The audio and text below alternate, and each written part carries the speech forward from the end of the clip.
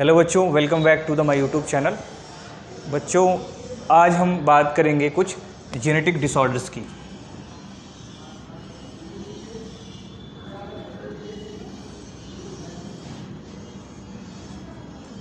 Genetic disorders की इस genetic disorders में हमने यहाँ लिखा है Down syndrome, Edward syndrome, Patau syndrome और क्लैनीफेल्टर सिंड्रोम क्या होते हैं।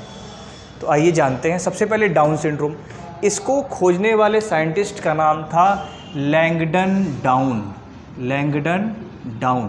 तो लैंगडन डाउन के नाम पे इस सिंड्रोम का नाम पड़ा डाउन्स सिंड्रोम। इस सिंड्रोम का नाम पड़ा डाउन्स सिंड्रोम।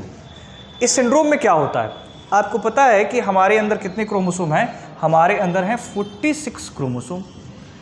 तो हर एक क्रोमोसोम क्या करता है, अपना एक पेयर बना के रहता है। जैसे ये क्रोमोसोम नंबर 1 तो एक पेयर में है, chromosome number 2 as it is present in the 23rd number of the chromosome. ठीक है। तो इसमें क्या होता है, इसमें एक क्रोमोसोम का नंबर इंक्रीज हो जाता है और वह एग्जैक्ट होता है कि यदि यहाँ लिखा है कि यदि 21st वाले क्रोमोसोम पे, यानी यह मान लीजिए कि 21th क्रोमोसोम है या इसके इस क्रोमोसोम में यदि एक और बढ़ जाए, एक्स्ट्रा कॉपी एक आ जाए क्रोमोसोम की, तब इसको हम कहेंगे क्या? डाउन सिंड्रोम, या इसी को हम कहते हैं मंगोलिज्म, या हिंदी में कहा जाता है मंगोलियन जड़ता, मंगोलियन आइडेंटिटी। ठीक है, इडियट संतान पैदा होती है। यह क्या है? Trisomy of the 21th chromosome, यानी 21th क्रोमोसोम में एक क्रोमोसोम बढ़ गया तो ये ट्राई माने 3 हो गए, इसीलिए इसे कहा जाता है ट्राइसोमी। इसीलिए इसे क्या कहा जाता है? ट्राइसोमी। तो this is the Down syndrome. Down syndrome से क्या होता है? मंगोलियन आइडेंटिटी, है ना, इडियोटिटी, मंगोलियन जड़ता। ठीक है। और इसमें होता क्या है, जो पर्सन होता है वो मेंटली रिटार्डेड हो जाता है। यानी ऐसे पर्सन जो बर्थ करते हैं वो मेंटली रिटार्डेड होते हैं। ठीक है, पागल स्वभाव के होते हैं, मेंटल रिटार्डेड प्रॉब्लम्स उनको होती हैं। वो उनका जो है चेहरा जो है बड़ा होता है, देह सुडौली होती है, छोटी कद के होते हैं और लगभग 17 से 18 वर्ष की एज तक जाते जाते ऐसे पर्सन्स की मोस्टली डेथ हो जाती है। ठीक है। तो this is about the Down syndrome. खूब ये प्रश्न पूछता है डाउन सिंड्रोम क्या होता है। तो डाउन सिंड्रोम क्या होता है? 21 नंबर ऑफ क्रोमोसोम में अगर एक क्रोमोसोम और इंक्रीज कर देगा, ट्राइसोमी हो गई, that is known as the Down syndrome. Next, Edward syndrome. Edward syndrome में क्या होता है? This is also a trisomy, लेकिन यहाँ किसकी ट्राइसोमी हो रही है? यहाँ तो 21th क्रोमोसोम की हो रही थी, लेकिन एडवर्ड सिंड्रोम में क्या होती है, जो 18th नंबर का क्रोमोसोम होता है, इस 18th नंबर के क्रोमोसोम में एक क्रोमोसोम बढ़ जाता है। तो ये 18th नंबर के क्रोमोसोम की क्या है? ट्राइसोमी है। 18th नंबर के क्रोमोसोम की क्या है? ट्राइसोमी है। और इस सिंड्रोम में क्या होता है? इस सिंड्रोम में व्यक्ति के दांत डिसेप्ट हो जाएंगे और जो ये भी पर्सन इस पर्सन को जो है ना हार्ट रिलेटेड प्रॉब्लम होने लगेंगी, जो एडवर्ड सिंड्रोम से होंगी। जबड़े से संबंधित समस्या, दांतों से संबंधित समस्या और हार्ट से संबंधित समस्या, एडवर्ड सिंड्रोम के ये सिम्टम्स होते हैं। Third one, the Patau syndrome. Patau's है, एपोस्ट्रोफी यस है। यह trisomy of the 13th chromosome, 13वें क्रोमोसोम का ये ट्राइसोमी है।